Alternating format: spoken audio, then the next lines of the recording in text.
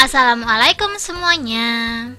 Di video kali ini aku mau berbagi resep cara membuat cilok aci mercon isi telur. Kenapa aku ngomong ini tuh mercon? Soalnya bikin bener-bener mulut kita tuh terbakar ya teman-teman ya. Kelihatannya tuh kayak saus doang, tapi sekali kalian colok ini tuh pedesnya nggak bakalan hilang-hilang.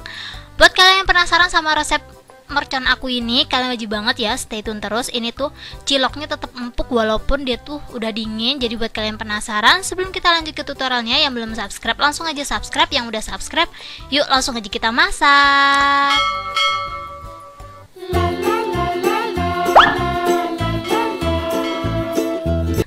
Di langkah pertama, di sini aku udah siapin wadah. Aku bakalan telur dadarnya dulu. Ini tuh aku mau buat isiannya ya teman-teman ya. Biasanya kan cilok itu kan isiannya tulang rawan atau apa gitu atau daging.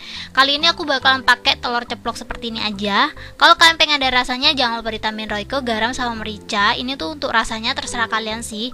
Aku kira-kira aja ya teman-teman ya. Soalnya kan buat telur ceplok itu kan sering banget gitu loh di rumah, jadi untuk resepnya bisa pakai takaran kalian yang di rumah. Aku ini semuanya pakai seujung sendok makan aja. Setelah itu langsung aja kita kocok dan kita langsung aja goreng.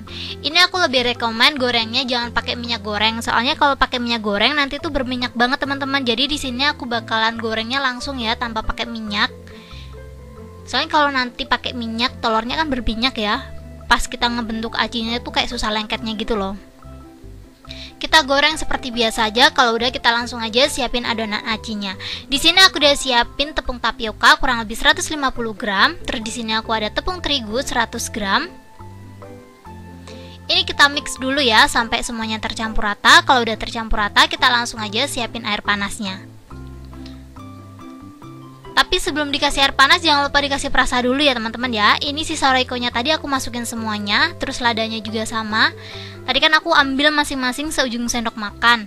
Untuk Royco-nya aku masukin semuanya, dan untuk ladanya aku pakai seujung sendok makan aja. Aku takut terlalu pedes teman-teman. Dan next aku bakalan tambahin juga garam. Untuk garamnya sama setengah sendok makan. Agak dibanyakin juga nggak apa-apa, biar ada rasanya gitu loh teman-teman ciloknya. Kalau kalian punya bawang putih bubuk atau mau halusin bawang putih, ini boleh banget dikasih. Cuman karena aku nyari yang simple-simple aja, ini langsung aja aku siram air panas yang bener-bener super mendidih banget. Ini aku siapin air panasnya kurang lebih 250 gram ya. Kalau menurut kalian air panasnya kurang, ini bisa ditambahin. Soalnya emang ini takarannya aku kira-kira ya. Jadi nggak, untuk takaran airnya tuh kayak nggak harus ada takarannya gitu loh teman-teman. Soalnya kalau ngikutin takaran kadang tuh kan kurang, kadang lebih juga. Jadi untuk air panasnya ini kira-kira aja. Kalau menurut kalian adonannya udah bisa dibentuk, itu menurut aku udah cukup. Dan ini tuh super panas banget, jadi ini aku aduk terus aja pakai centong ya.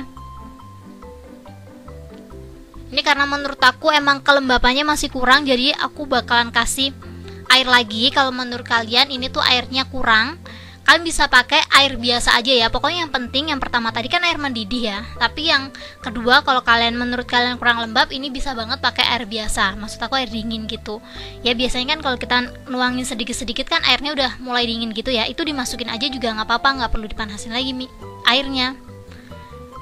Ini kalau menurut kalian kelembapannya udah pas, kita langsung aja ulenin. Hati-hati banget ya teman-teman ya, kalau adonannya masih panas didiemin aja dulu. Tapi kalau tangan kalian udah kuat, ini langsung aja diulenin sampai bener-bener kalis.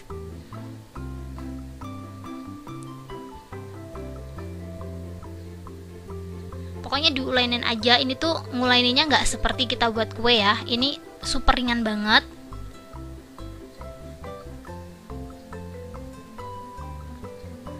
Sebenarnya kalau udah seperti ini tuh bisa banget dibentuk ya. Ini tuh bentuknya mirip banget kayak clay gitu, kayak play-doh-nya anak-anak gitu loh teman-teman, biasanya dibuat mainan gitu.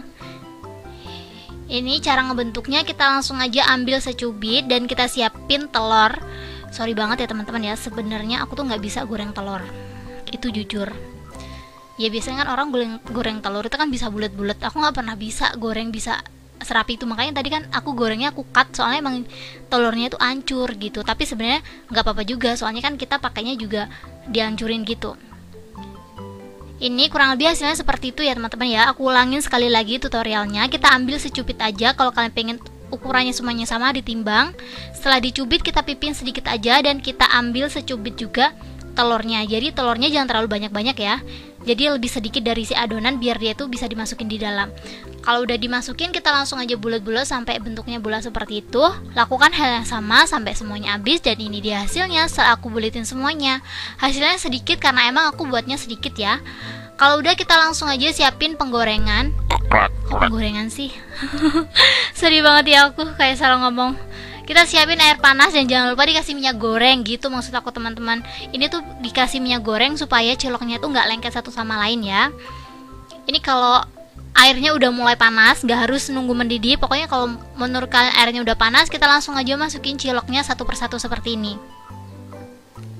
Buat kalian nanya apa harus banget ya dikasih minyak goreng?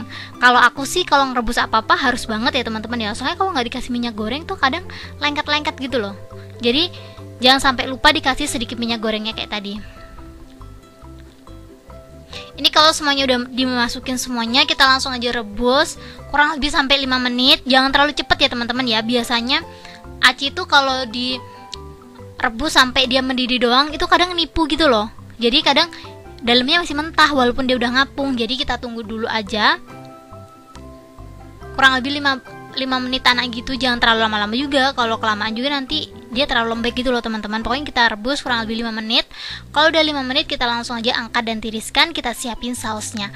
Kita siapin saus jontornya ya teman-teman ya. Saus jontor ala aku tuh gak ribet-ribet banget. Jadi buat kalian yang penasaran, stay tune terus. Pokoknya jangan di skip-skip, oke? Dan kalau kalian punya requestan di next video aku harus buat apa, kalian jangan lupa ya teman-teman ya, komen di komentar di next video aku harus buat apa.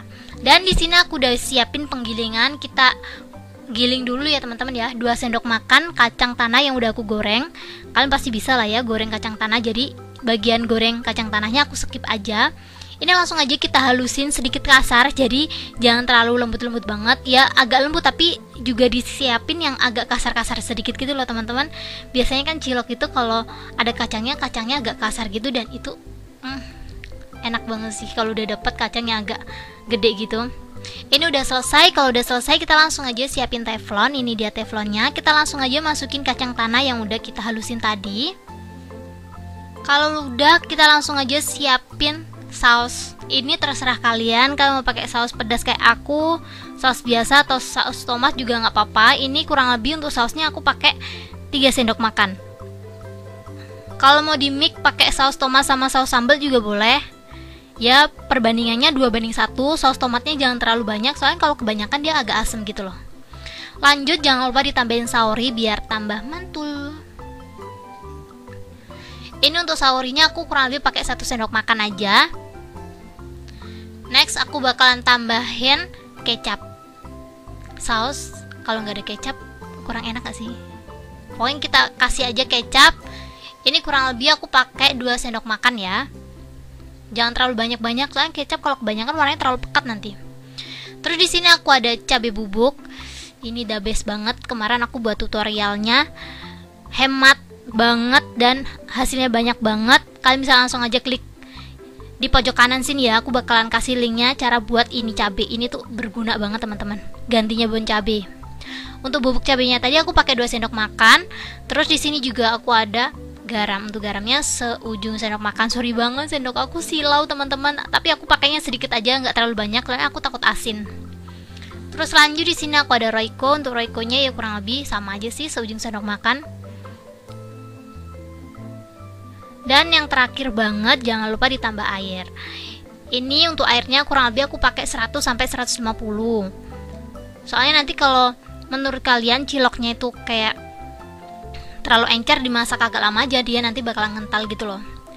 Ini kalau bahan-bahannya udah masuk semuanya, kita langsung aja masak.